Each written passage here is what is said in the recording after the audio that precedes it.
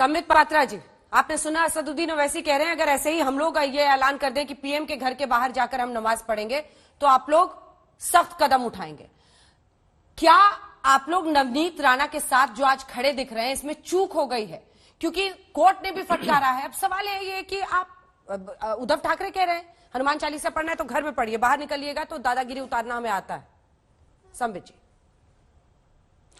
अंजना जी, मैं अभी ओवैसी जी को सुन रहा था और आपने भी सवाल पूछा ओवैसी जी का कि यदि हम लोग, अर्थात ओवैसी जी कह रहे थे यदि हम लोग आके आप लोगों के सड़कों पर, आपके दफ्तरों के सामने हंगामा करना शुरू कर दे, अनार्की शुरू कर दे, तो आप लोग क्या चुप बैठेंगे? हंगामा कैसा होता है? और अंजना जी, पूरे देश में तो जहां जहां रामनवमी की जुलूस निकल रही थी, शोभा यात्रा निकल रही थी, उसके ऊपर पत्थरबाजी की। दिल्ली में जहांगीरपुरी में हमने देखा हनुमान जी के शोभा यात्रा के अवसर पर किस प्रकार की उद्दंडता की, हनुमान जी की मूर्ति तक को खंडित कर दिया। और केवल एक जगह नहीं हुआ, ये कई 20-30 जगहों पर पूरे देश में हुआ है। और उद्दंडता और अनार्की का डेफिनेशन क्या होता है? हमने क्या कर दिया? क्या कर दिया हमने? कुछ नहीं। कानून के अंतर्गत जो कार्यवाही होनी चाहिए थी वो कार्यवाही हुई। और देखिए, हनुमान चालीसा पढ़ना तो बहुत दूर की बात है। जहां तक ये एमपी और एमएलए दंपत्ति जो है, नवनीत राणा जी और उनके पति राणा साहब जो हैं, उन्होंने तो, मैं जहां तक न्यूज देख रहा हूं, उन्होंने तो उद्धव ठाकरे जी के बंगले के सामने, मातोश्री के सामने किसी प्रकार से कोई हनुमान चालीसा पढ़ा ही नहीं। 22 अप्रैल को उन्होंने ये व्यक्त किया मनसा कि हम जाके मातोश्री के सामने हनुमान चालीसा पढ़ना चाहते हैं। अगले दिन उन्होंने 23 तारीख को कैंसिल कर दिया, ये कह के कि आज प्रधानमंत्री जी मंगेशकर अवार्ड के लिए आ रहे हैं, हम ये कार्यक्रम नहीं करेंगे, हम नहीं पढ़ेंगे। केवल मनसा जाहिर करने के लिए कि हम हनुमान चालीसा पढ़ेंगे।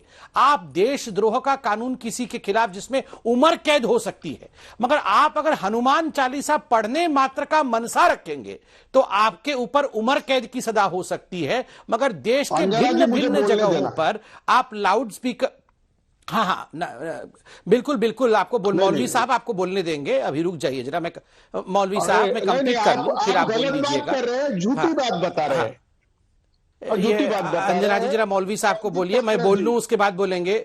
मौलवी साहब, दिन में 5 बार ही अजान पढ़ना होता है, बीच में ऐसा करना उचित नहीं है। आराम से मैं बोल लूं, उसके बाद आप नमाज के विषय में बताइएगा। ब्राह्मण हूं, मैं तो सनातनी ब्राह्मण हूं। ब्राह्मण करना तुमको अनुचित है। अरे ये सनातनी ब्राह्मण कब हो गया है? अच्छा, तो अनुचित क्यों है प्रभु? मौलवी कोई गाली थोड़ी है। अरे सनातनी जी, मौलवी कोई गाली थोड़ी है, आप इतना क्यों उपद्रव में आ जा रहे हैं?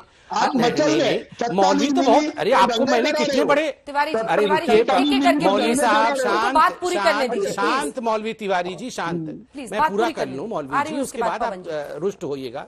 शांत। देखिए अंजना जी, यह देश सबका है। मैं ओवैसी जी को सुन रहा था, नहीं, एक सेकंड। अंजना जी, ये देश सबका है। मैं ओवैसी जी को सुन रहा था। ओवैसी जी कह रहे थे कहां हम लोगों को नमाज पढ़ने देते हैं और कैसे नमाज पढ़ेंगे। अंजना जी, आप सोचिए जरा, यहां हम 3-4 लोग बैठे हैं, सब लोग अपने दिल से सोचिए। डिबेट में कौन जीतेगा कौन हारेगा ये अलग विषय है, हम नमाज नहीं पढ़ने देते हैं। आप जिस सड़क पे जाइए, आज मंगलवार है, शुक्रवार के दिन मैं आपको दिल्ली में 30 जगह ऐसे दिखा दूंगा जहां आपकी गाड़ी नहीं जा सकती है। केवल दिल्ली में ही नहीं, छोटे छोटे गांवों में ऐसे जगह दिखा दूंगा जहां से आपकी गाड़ी गुजर नहीं सकती है, क्योंकि वहां हमारे भाई नमाज पढ़ रहे होंगे। कहां हमने रोक लिया? जो ओवैसी साहब कह रहे थे ये हिंदुस्तान अब ऐसा ही हो गया है, अनार्की का देश हो गया है, हमें नमाज नहीं पढ़ने दिया जा रहा है। मुझे आपत्ति इस बात का है कि इस देश में जो चयनात्मक राजनीति हो रही है, नमाज आप मेरे घर के सामने पढ़ सकते हैं, मेरे एम्बुलेंस तक को रोक सकते हैं, और यह केस हुआ है। रोड ब्लॉक करके नमाज पढ़ने के कारण अलकनंदा कॉम्प्लेक्स दिल्ली में केस हुआ था, क्योंकि एम्बुलेंस जा नहीं पाई थी और एक व्यक्ति की मृत्यु हुई थी। वो अलाउड है इस देश में। किंतु अगर आप मन में भी सोच लीजिएगा कि आपको हनुमान चालीसा पढ़ना है तो देशद्रोह का केस आपके ऊपर लग सकता है। और तमाम मौलवी तिवारी जी यहाँ रक्षा करने आए हैं। मौलवी जी बोलिए, अब आपका समय शुरू होता है। पवन खेरा जी बोलेंगे, उसके बाद तिवारी जी। पवन जी, अच्छा, दूसरे मौलवी बोलेंगे, ठीक है। आपकी गठबंधन की सरकार है महाराष्ट्र में, क्या एक मुख्यमंत्री का अंजना जी, जो उनका लहजा था, जो उन्होंने कहा है, उन्होंने कहा है हमें बाला साहब के अंदाज में आता है ठीक करना दादागिरी। अंजना जी, मैं आपके चैनल पे बैठा हूं, मैं ये सुनाना चाहता हूं।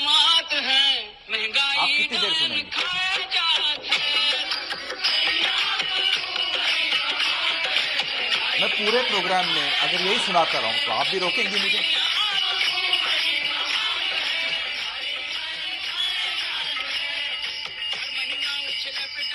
आपके सरकार में भी चलता था सारा ये गाना, उसी टाइम में रिलीज हुआ था। अब वक्त आया है तो सुनाने दीजिए ना। तब तो चलता था, अब चलने नहीं देते लोग, अब मुझे चलाने दीजिए। आपके कार्यक्रम में मैं ये सुनाना चाहता हूँ। ठीक है, लेकिन आपके कार्यक्रम के कुछ नियम है। ठीक है सर, कोई बात नहीं, सुना लीजिए। मैं उन नियमों का सम्मान करते हुए जी। इसे बंद कर देता हूं। ठीक है सर। नहीं, मैंने आपके कार्यक्रम के नियम हैं, थोड़ी देर और चलाता तो आप मुझे डांट भी देती शायद, और मुझे डांट खानी भी पड़ती, क्योंकि मैं आपकी शर्तों पर आपके कार्यक्रम में बैठा हूं। आपका कार्यक्रम है, लेकिन यही नियम जो सरकार में बैठे होते हैं उन्हें भी पालन करने होते हैं। और जो आंदोलन जो करना चाहते हैं, आप किस चीज का विरोध कर रहे हो? हनुमान चालीसा पढ़िए ना, कौन रोक रहा है आपको? घर पे पढ़िए। लेकिन नहीं साहब, वो सड़क पर आते हैं तो हम भी सड़क पर आएंगे। क्यों साहब? आपके धर्म की परंपराओं को आप बदल देंगे, किसी और के मजहब की रवायत के हिसाब से आप अपने धर्म की परंपराओं को बदलने को तैयार हैं। ये कैसे ठेकेदार है मेरे धर्म के भाई? तो मेरा धर्म, हिंदू धर्म मेरा भी है, ये बन गए संबित जी उसके ठेकेदार, और कह रहे हैं मैं नियम बदल दूंगा, सारी परंपराएं बदल दूंगा। मैं नहीं बदलने दूंगा संबित पात्रा को मेरे धर्म के नियम। संविधान को आप धज्जियां उड़ाएंगे, मेरे धर्म के परंपराओं की आप धज्जियां उड़ाएंगे। पाकिस्तान में ये होता है तो साहब हम भी ये करेंगे। अरे भाई, पाकिस्तान जैसा बनाना चाहते हो इस देश को? नहीं साहब, अफगानिस्तान में भी ये होता है। ये तो इनके लक्ष्य हैं, हिंदुस्तान को कहां तक ले जाना है साहब, पाकिस्तान देख रहे हैं। जब देखेंगे संबित पात्रा जी पाकिस्तान की तरफ देख रहे होते हैं। क्यों साहब? बात समझ लीजिए अंजना जी, इनकी नियत में न हिंदू धर्म है न संविधान है। इनकी नियत है कि कैसे ये महंगाई जैसे मुद्दों से, पेट्रोल डीजल जैसे मुद्दों से लोगों को हटाया जाए, बार बार लड़वाया जाए, समाज में इस तरह के मुद्दे लाए जाएं ताकि ये बचे रहें। मोदी जी से कोई उनके पुराने भाषण नहीं याद दिला दे कहीं 2014 के कि पेट्रोल पार अब की बार मोदी सरकार, डॉलर पार अब की बार मोदी सरकार। उन नारों से ये डरते हैं। अब रात को अच्छा, मोदी जी क्यों नहीं सोते 18 घंटे से, क्यों जागते रहते हैं? नींद कैसे आएगी? अपने ही भाषण याद आते रहेंगे। अरे साहब, मैंने उस वक्त तो ये वादा कर दिया था, अब क्या करूं? तो ऐसे आदमी को नींद आ भी नहीं सकती। तो हम तो हैरान है कि 6 घंटे 7 घंटे भी कैसे नींद आ रही होगी। मुझे नहीं लगता कि वो 24 घंटे में से 1 घंटा भी सो पाते होंगे। अगर मैंने ऐसे झूठे वादे किए होते तो मुझे तो नींद नहीं आती। तो इनकी मंशा बड़ी स्पष्ट है, इसलिए ये हमें और आपको नहीं इसमें पढ़ना चाहिए कि हनुमान चालीसा वर्सेस हराम, झटका वर्सेस हलाल, ट्रिपल तलाक, ये वो फला ढीकना, रोज मुद्दे ले आए। मस्जिदों के सामने खड़े होकर जो गाली दे रहे थे वो हिंदू नहीं हो सकते। मैं उनको हिंदू मानने से इनकार करता हूं। मस्जिदों के बाहर खड़े होकर आप मुसलमानों को गाली दे रहे हो, ये रामनवमी मनाने का तरीका है। शर्म आनी चाहिए ऐसे लोगों को जो ठेकेदार बन रहे हैं हिंदू धर्म के। होते कौन हो साहब आप? आज तक तो रामनवमी में ऐसा नहीं होता। ऐसा क्यों है कि जब से मोदी जी प्रधानमंत्री बने हैं रामनवमी में भी दिक्कत, हनुमान जयंती पर भी दिक्कत? तो ये दिक्कत कौन ला रहा है? ये बैठे हैं ठेकेदार साहब, बैठे हैं आपके बगल में बैठे हैं, यही है जो दिक्कत लाते हैं।